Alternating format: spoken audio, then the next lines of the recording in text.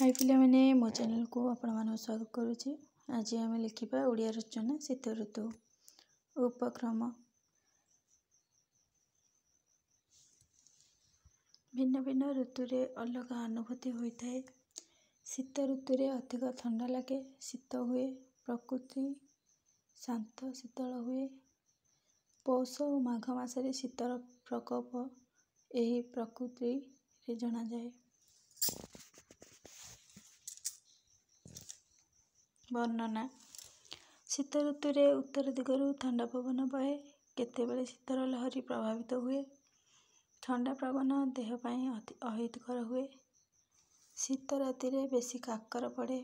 फूल गछरे फूल फुटिबा कमी जाए। एही ऋतु रे दिन छोट और राति बड़ होइଥାଏ।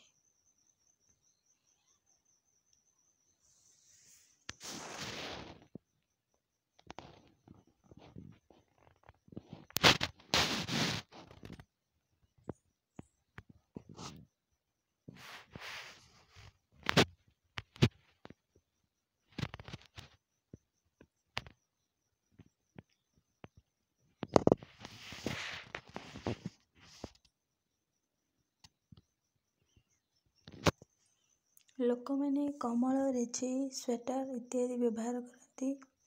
गरीब लोक मैंने अधिक दुख भोग करती। तांको पाखरे गरम पोशाक न थाए कि चादर कमल न थाए। लोक मैंने सकाळे संध्यारे निआं जाली सेकी हुअंती।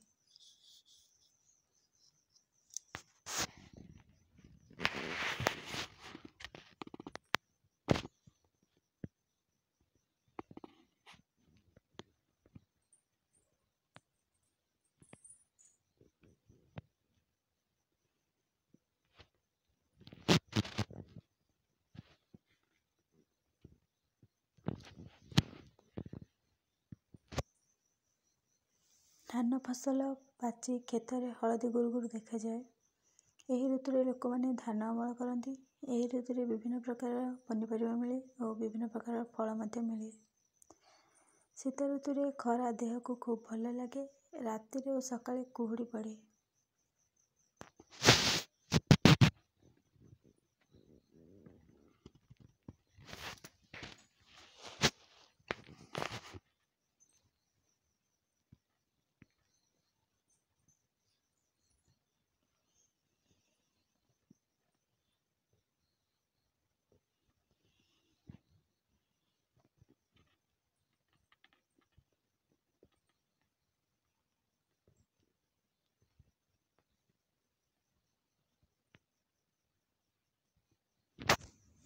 अपकारिता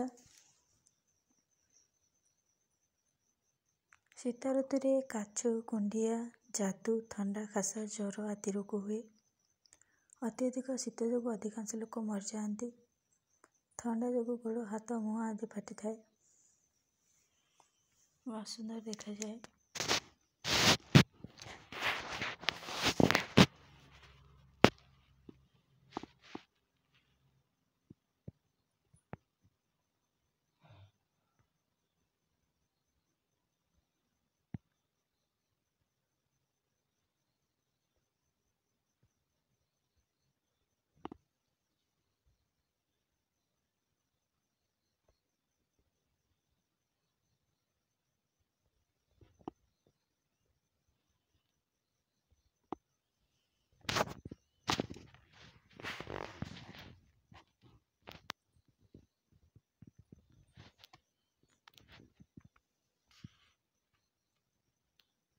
शीत ऋतु रे सांब दशमी मकर संक्रांति आदि पर्व पालित हुए।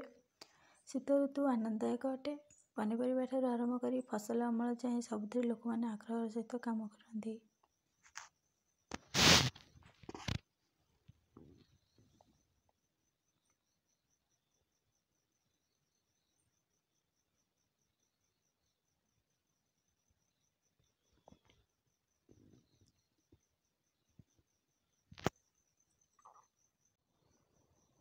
यदि वीडियो भल लगता है please like share and subscribe.